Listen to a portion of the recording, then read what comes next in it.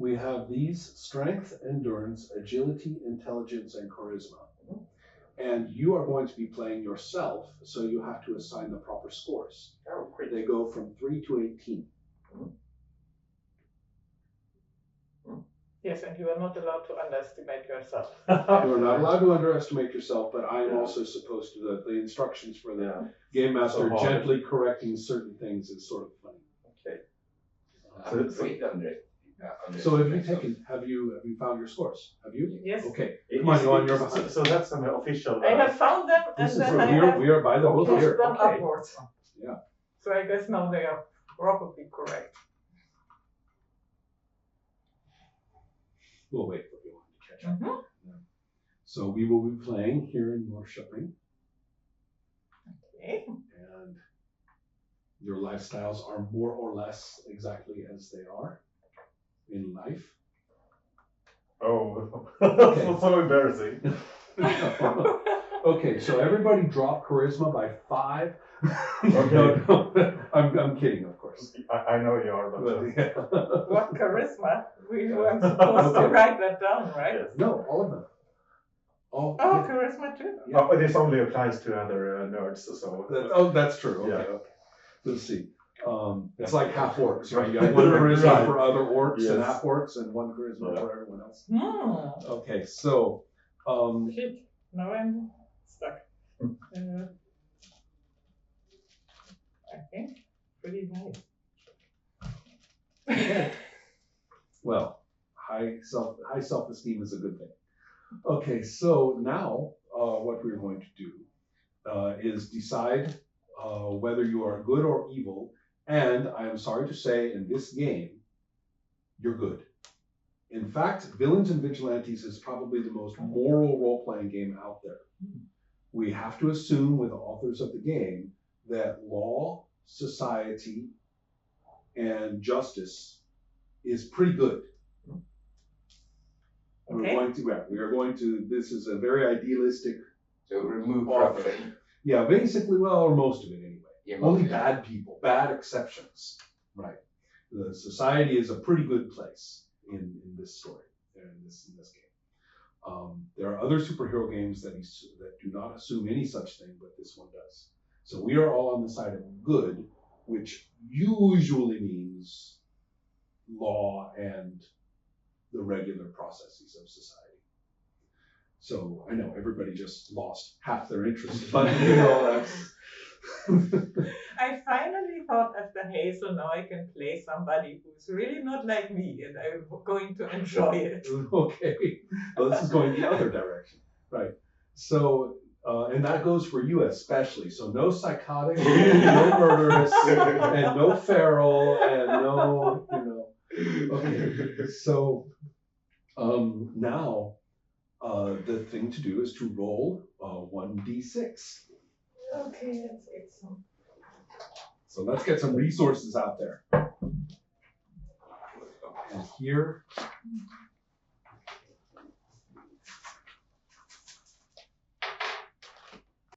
Hello, pardon the intrusion.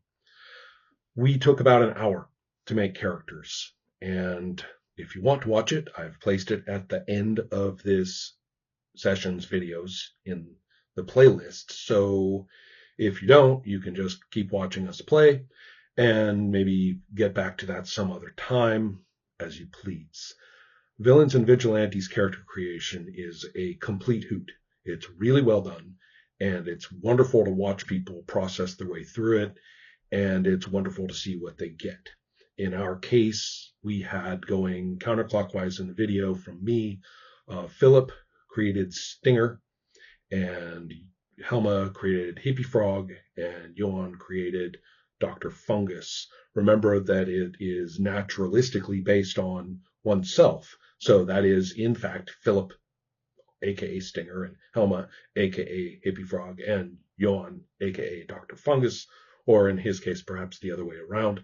Anyway, they're a delight to see being made, and I recommend it as its kind of own activity to check out when you get the chance. There's one other thing before we move into the action, which is This humble game master completely borked the damage rules during combat, which are very, very well designed. You have hit points and you have power, and you use power as kind of your battery for all sorts of things that you might do, various combat actions as well as the use of your powers. So that's a big resource, but when you take damage, the default is that it comes off your hit points, and if you go to 0 in your hit points, which you typically don't have very many, you're beaten to a pulp. Well, the whole point is that you can divert damage that would go to your hit points to your power, 1 for 1. So the idea is that your power is getting drained by the use of your powers, which really typically isn't very much, little dribs and drabs. But also you're using it as a soak for damage being taken. And potentially one might get to the point where your power is diminished, where you're kind of trading off a little bit in terms of whether you want to take more off it for damage or maybe take a little beating to your hit points, depending. Anyway, so that is a very relevant piece of play for the villains and the heroes alike. Yours truly completely forgot about it. My review of the rules before play missed that section. I haven't played the game for a couple of years, and although I played it for a number of months through many, many sessions, and I know that I applied that rule correctly throughout all of that, well, this time I completely borked it, forgot it, and my villains went down like 9 pins. So, a mistake not to be repeated in continued play. So we know each other and do things together. Of course you do. Yeah. Okay. The good know their own. I presented myself, but it's impossible for humans to pronounce it, so you just call me Doctor Fungus. That's right. Or something on mushroom, whatever. Shroom. Yeah, shroom. Yeah, I guess I might be edible. Or personally, they grow back and I eat them too. And what is it? What is your good deed? What is it that our brave individuals are going to do?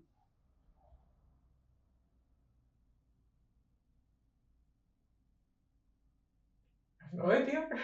Somebody else, please. I'm here to chew bubblegum and fight evil. Which Also evil, I guess. Well, whatever. Right? Yeah, help around in the city, help people in need. Okay, so pick some. People. I'll stop a car. A person talking on his cell phone, and he's obliviously going to hit that old lady. So So you guys are going to go around and do traffic safety? what? Have to start somewhere. Okay. All right. Whatever. Protect people in danger. Yeah. Okay, so as you are going to... We don't discriminate danger from danger. That's right. So I believe that there will be some work spent during the day to deal with traffic violations and such things. And I will say that the possibility of people whipping by on their scooters, right? Yes. In circles. Yeah. And people who, if you don't mind a little comment from above, people who turn into the out of the roundabout from the inner circle when the exit is a single lane. Evildoers. Yes.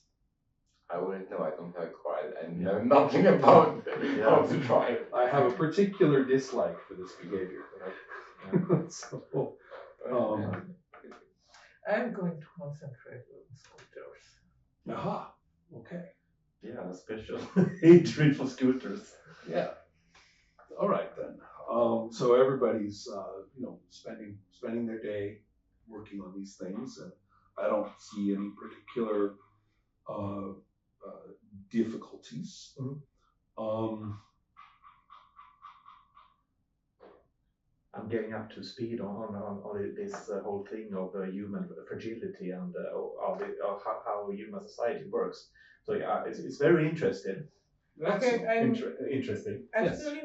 still not really clear about it. Am I a frog or am I a person who can become a frog or? That's up to you. Okay. You have amphibian powers. Yeah, The that's what default, I'm the default, wondering. although it's up to you, like because you Mhm. chose otherwise. The default is that you are a human person who can continue living your ordinary life. Good, then I think I got it right. Right. So you, to some extent, you can act as Johan. Yeah. Perhaps you have to like. Yes, I can squeeze into the. You can squeeze into your human face and act like Johan pretty well. Mhm. Are you going to be helping with the traffic? Yeah. Okay. Focus on school zones. People driving terribly fast there. Ah, okay. Yeah. Okay, excellent. So your presence in all these places is going to, at this point, I don't see any terrible reason. Nobody's being so bad. I mean, there are no villains. Nobody on the side of evil is doing anything dreadful out there. So people are just thoughtless. Right. Just ordinary reminders of goodness is a good thing. At some point or another, let's see. What do you look like when you are you are being the hippie frog? What is your you don't look like Helma. You're not recognizable as Helma, either because of some mask or something, or because of your actual manifestation of your powers. I assume Stinger has a cool mask. And a hood. And a hood, okay. Oh, I don't know.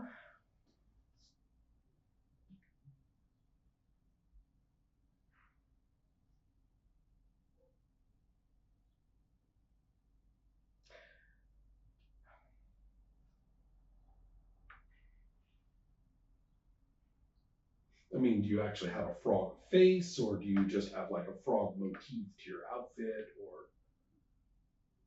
I think it's mostly in my clothing. That actually colors would be yellow and black, and maybe like funny T-shirts with frog motifs. Ah, got it. Yes. Now, do you just have like a face mask or something like that, or? Maybe yes. Okay. So whereas you just stop looking like Johan, that's all you need to do. Yeah.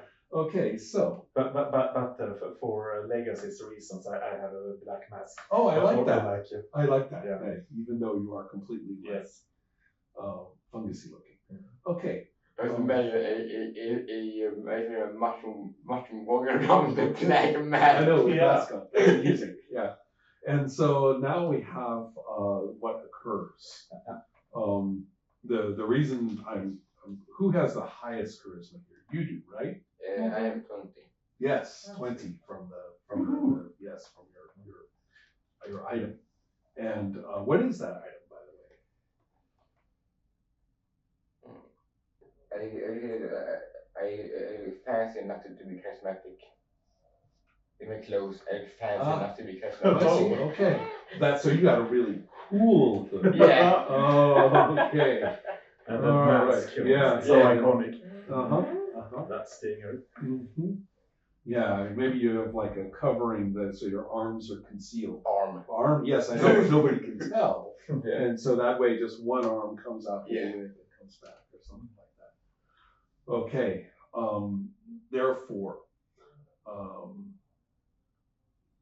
it all begins with a pink flash above the Kunzgatan circle.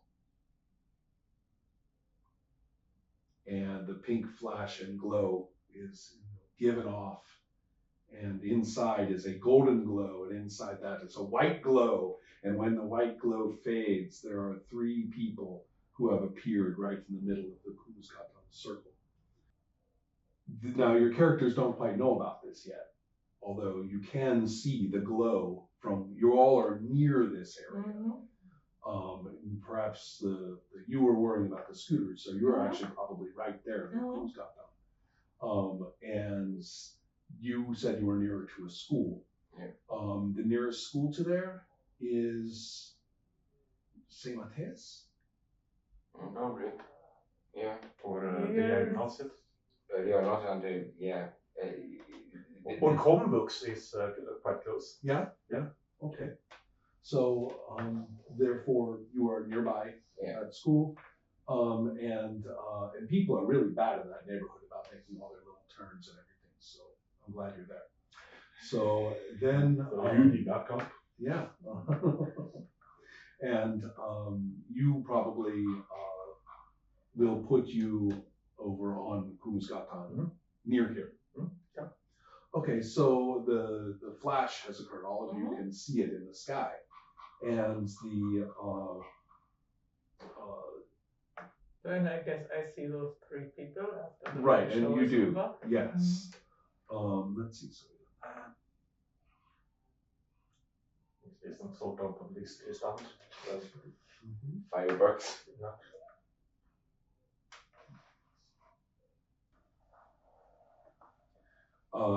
the one person is a woman who is wearing big goggles and is wearing clothes that look kind of like steampunk. She's got kind of like straps here, and she's got like a buckle pouch, and she's got like one weird glove, and everything is in pastels. Very nice light, very nice color matched. Everything matches, color coordinated very nicely. And the other person is wearing a cloak, like almost like a monk's hood and a cape that swirls around, and it's hard to get a good look at them aside from this outfit. When they walk, the cloak flares out at knee level, right? So very dramatically, and it's made of kind of a shiny black and purple. And then the third individual is a monstrous, fuzzy insect with a long abdomen that flies with very narrow, transparent wings. It's the size of a person. And it's got a very humanoid face with big, cute eyes. It's black and white. Friends. Well, Food? you are the first to see them. They are looking disoriented, and the woman keeps clicking through different settings on her goggles as she is looking about. And the insect is kind of, the bug is like flying around and coming back to the others. And one or the other will sort of rub it reassuringly.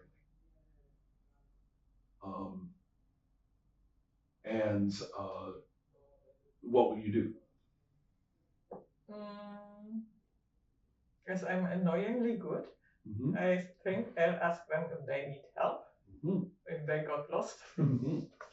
Well, let's do a quick check